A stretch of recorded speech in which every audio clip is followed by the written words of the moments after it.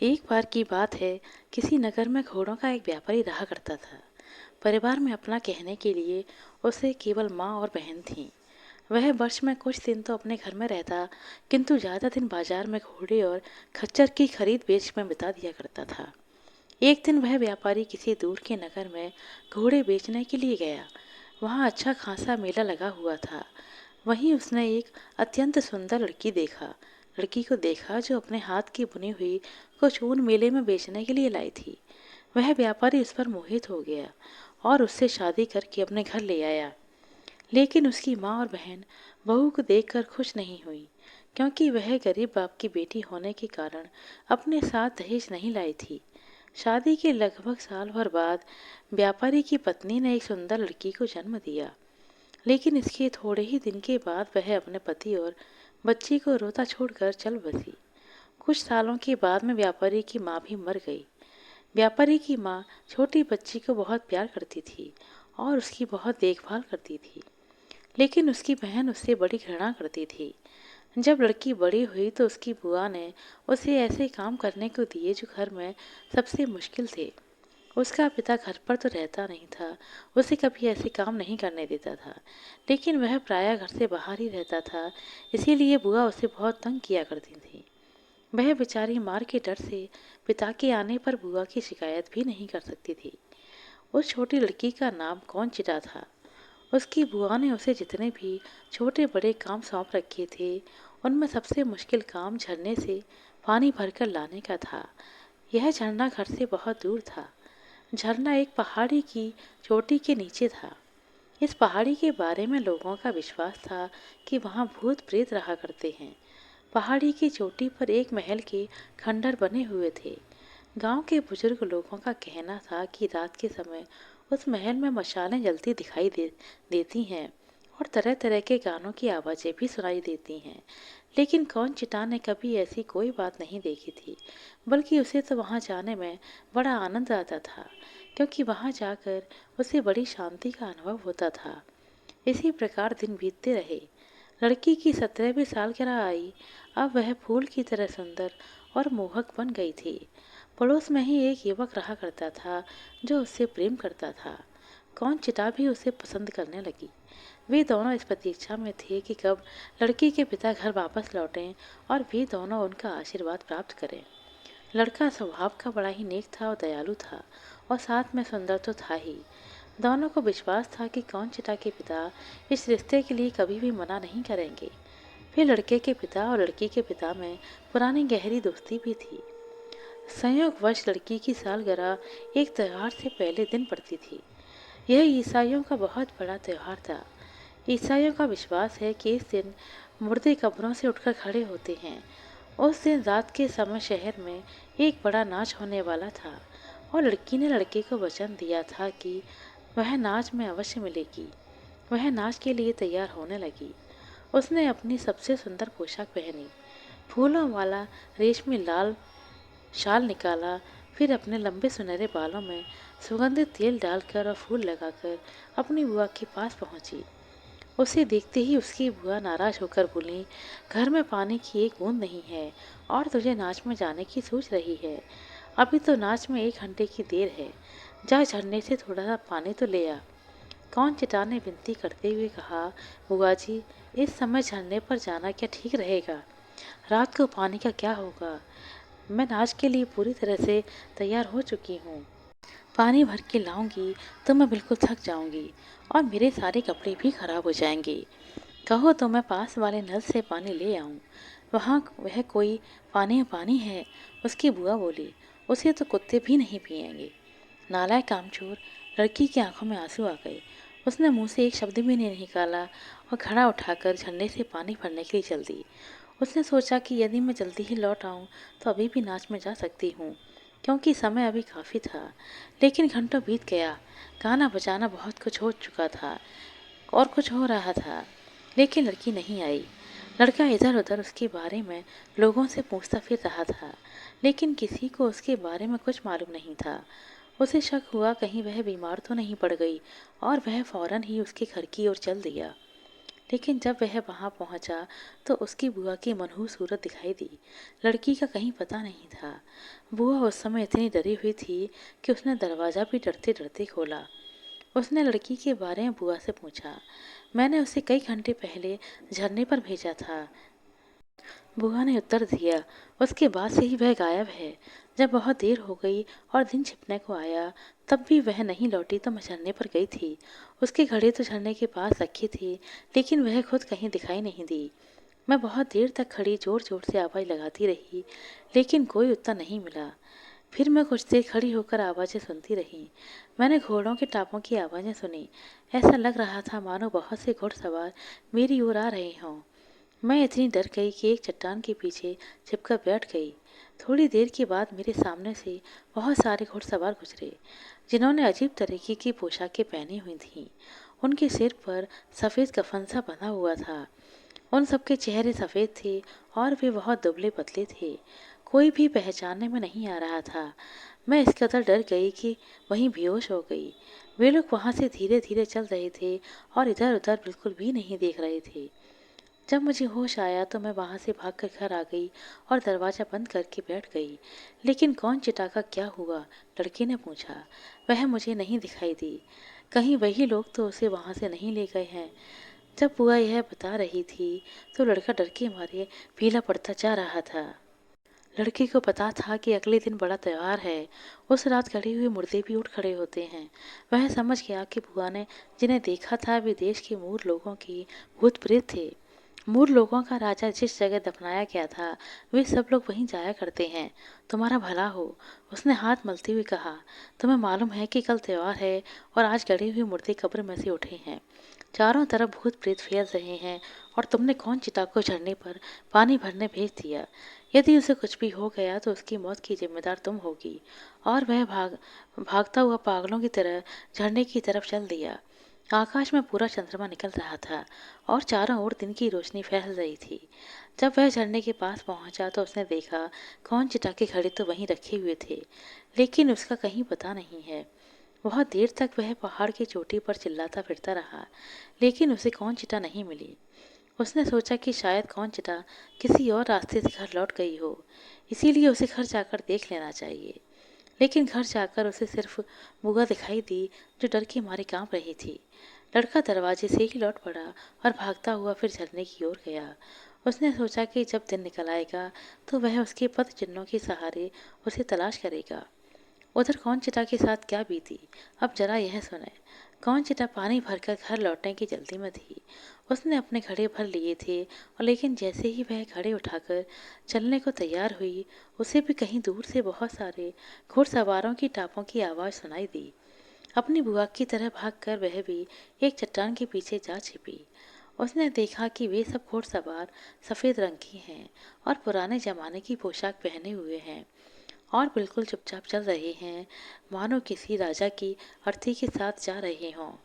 सभी सिपाही से मालूम पड़ते थे, लेकिन उनकी शक्लें इतनी अजीब थीं कि कौन चिटा फौरन समझ गई कि ये भूत प्रेत हैं और इस दुनिया के लोग नहीं हैं। डर के मारे वह थर थर कांपने लगी। जब सारे घुड़सवार वहां से गुजर चुके तो कौन चिटा चट्टान के पीछे से निकली और जल्दी से अपने घड़े उठाकर भागने के लिए तैयार हो गई। भूत प्रेतों के इस स्थान पर अब वह जरा भी नहीं ठहरना चाहती थी। लेकिन जैसे ही वह अपने घड़े झरने के पास से उठा रही थी, झरने की दूसरी ओर एक स्त्री प्रकट हुई। उसके कपड़े सफ़ेद रेशम के बने हुए थे और चांद की रोशनी में वे इस तरह चमक रहे थे कि मानो उन पर चांदी से किसी ने कढ़ाई बुनाई कर रखी हो। उसके लंबे लंबे काले बाल कंधों पर से लटक कर घुटनों के नीचे जा रहे थे। वह सुंदर तो थी लेकिन पीली पड़ी हुई थी। वह चुपचाप खड़ी हुई कौन चिटा की ओर देख रही थी। कौन चिटा के डर के मारे प्राण निकले जा रहे थे।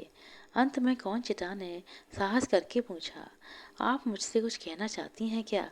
हाँ, उस स्त्री ने धीमी और मीठी आवाज में उत्तर दिया।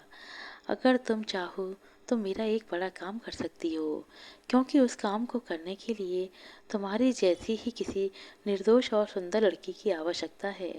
मैं कई साल से तुम्हारी जैसी ही किसी लड़की की बाट में हर साल इसी दिन इस झरने के पास आया करती हूँ। लेकिन तुम जैसी कोई लड़की मुझे आज तक नहीं मिली थी। तुम ही पहली लड़की हो जो आज मुझे मिली हो। कौन चिटा उस नाच की बात सोचने लगी, लेकिन उस स्त्री की आवाज़ में इतनी मिठास और करुणा थी कि कौन चिटा से उससे मना नहीं किया गया। उसने धीरे से कहा, मैं आपकी मदद करूंगी। अच्छा तो मेरे साथ आओ, वह बोली। और कौन चिटा अपने घड़ी वहीं झरने के पास छोड़कर उस स्त्री के पीछे पीछे चल पड़ी। दोनों चुपचाप बहुत देर तक चलती रहीं।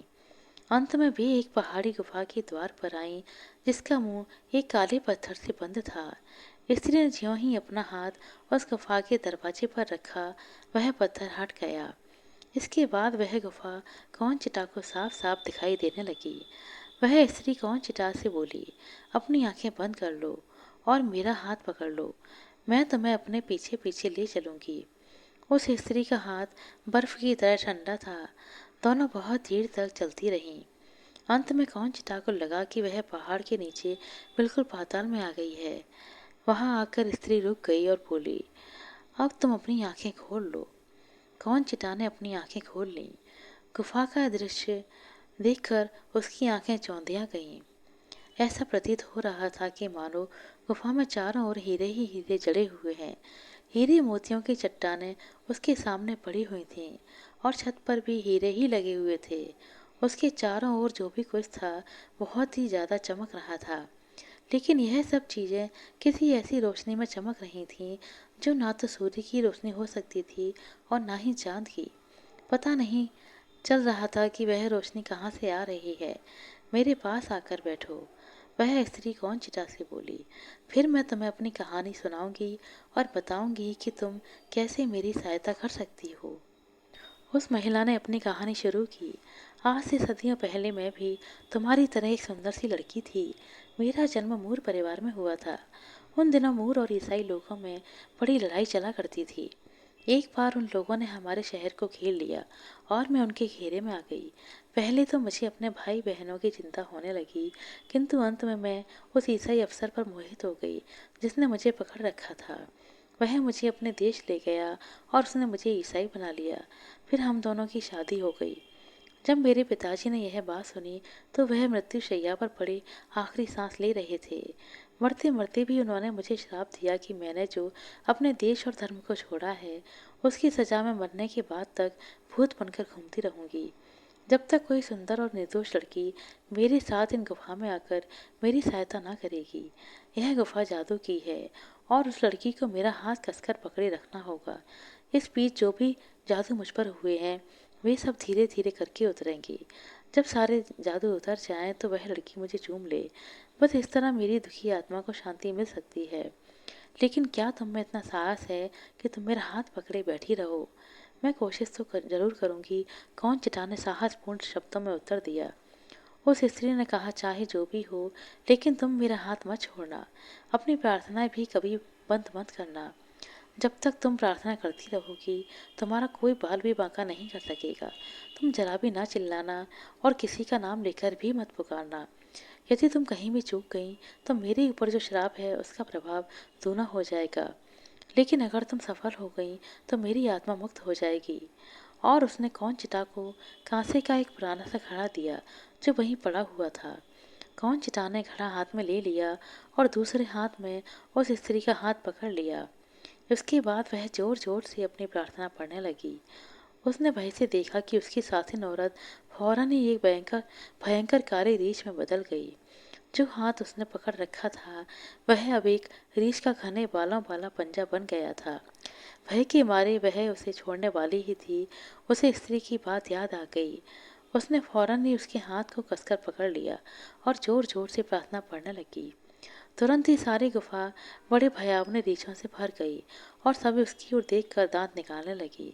लेकिन उसने भी अपने साथिन का हाथ कसकर पकड़े रखा और बराबर प्रार्थना पढ़ती रही।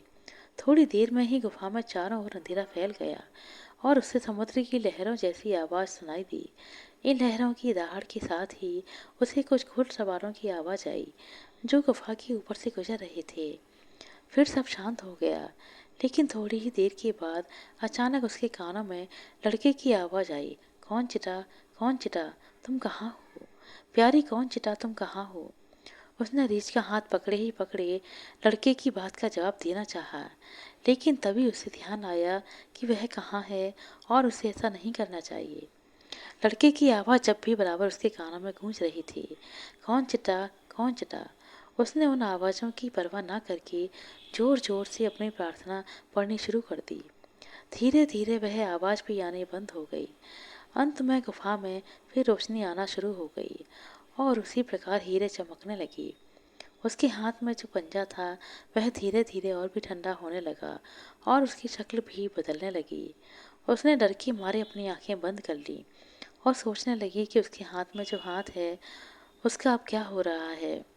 थोड़ी देर के बाद उसे फुफकारने जैसी आवाज़ सुनाई दी और उसने डरते डरते आंखें खोलकर देखा कि उसकी सातिन स्त्री अब एक बहुत लंबे और मोटे सांप में बदल गई थी।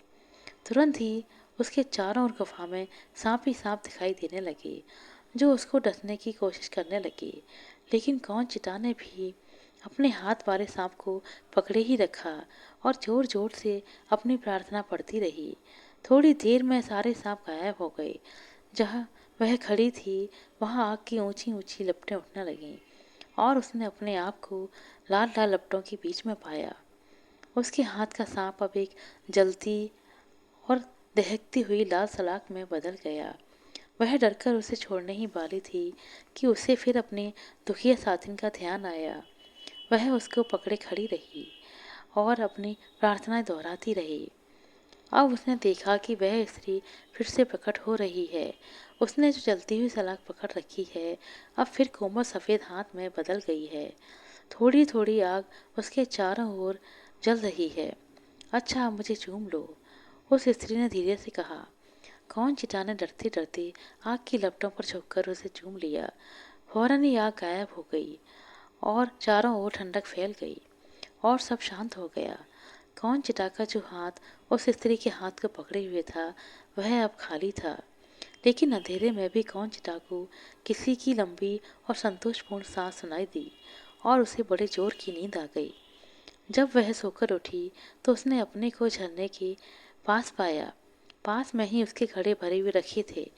पहले तो उसने सोचा कि यह सब सपना होगा, लेकिन उसने देखा कि अब भी उसके हाथ में वह घड़ा है जो स्त्री ने उसे दिया था। उसे विश्वास हो गया कि रात वाली बात सपना नहीं बल्कि सच थी। लेकिन वह घड़ा अब सोने का हो चुका था। वो फटने लगी थी और चारों ओर चिड़िया चहचहाने लगी थीं। कौन चिटा का मन प्रसन्न था। उसने सुनहरा घड़ा उठाया और घर की ओर चल दी। वह थोड़ी ही दूर गई थी कि उसने लड़के को अपनी ओर आते हुए देखा। लड़के के चेहरे पर चिंता छाई हुई थी। वह बड़ा उतावला सा हो रहा था। वह उसे देखकर खुशी से पागल हो गया और उससे बार बार रात का हालचाल पूछने लगा। कौन चिटा ने उसे रात वाली कहानी कह सुनाई और साथ में वह सुनहरा घड़ा भी उसे दिखाया जो उस स्त्री ने उसे दिया था। लड़के ने उसे हाथ में ले लिया और उसमें से हाथ डालकर कुछ निकालना चाहा, लेकिन जो भी उसके हाथ में आता वह कंकड़ पत्थर बन जाता। कौन चिटा ने घड़ा उसके हाथ से ले लिया और अपना हाथ डालकर उसमें से कुछ निकाला। जो भी उसके हाथ में आता वही सोने का बन जाता। अरे वाह, लड़के ने कहा, मेरे हाथ कितने कमबख्त हैं। जब वे दोनों घर पहुंचे तो बुआ बैठी अपनी भतीजी के शोक में आंसू बहा रही थी। रात भर वह सोचती रही कि उसे कौन चिटा के साथ इतनी सख्ती नहीं बरतनी चाहिए। वह निश्चय कर चुकी थी अब कभी भी कौन चिटा से नाराज नहीं होगी। लेकिन आदतें इतनी जल्दी नहीं बदल जाती। थोड़े दिनों में बुआ फिर से उससे उसी तरह नाराज होने लगी और उस पर भारी भारी काम डालने लगी। झरने पर तो उसे अगले दिन से ही भेजने लगी। लड़की के पिता जब व्यापार से लौट आए तो उन्होंने कौन चिटा की शादी उस लड़के से कर दी। उस घड़े से जो भी सोना निकलता था उससे कौन चिता ने अपने गांव के पास ही एक सुंदर सा खेत खरीदा और वहीं घर बनाकर अपने पति के साथ रहने लगी। कौन चिता के पिता जब भी घर पर रहा करते तो उनके खेत पर जरूर जाते। कौन चिता और उसका पति हर प्रकार से सुखी रहने लगी। उनकी गायें सबसे ज़्यादा दूध देती। उनकी मुर्गियाँ साल भर में 12 महीने अंडे देती थीं और उनके खेतों में हमेशा फसल लहराती रहती थी। इस प्रकार कौनचिता को उस स्त्री की मदद करने की वजह से सब कुछ मिल गया जिसकी उसे आवश्यकता थी। फिर दोनों पति पत्नी सुख से अपना जीवन निर्वाह करते रहे। आशा करते हैं दोस्तों आपको हमारे द्वारा सुनाई गई यह कहानी अच्छी लगी होगी।